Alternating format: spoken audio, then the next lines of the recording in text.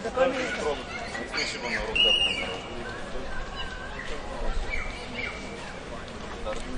Не знам дали изтича времето на министър Димитров. Това е въпрос, който правителството и парламента трябва да решат.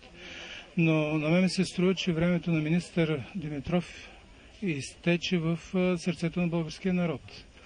Лично аз винаги съм го уважавал. В един продължителен период ние от Бургаския регион сме нямали министър. Той беше избран сега.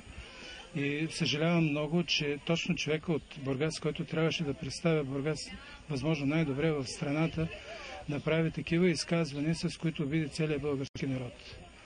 Аз винаги съм се очудвал на нихилизма, още повече на нихилизма на един политик, с който той може да обижда своя народ, имайки в предвид това, че ние не можем да очакваме другите да ни уважават, след като ние самите не се уважаваме. Едновременно с това министър Божидар Димитров като историк знае, че за величието на българския народ в миналото ние съдим по писмените паметници, които са откривани. Какво ще мислят за нас бъдещите поколения, четейки неговите изказвания, лесно можем да си представим.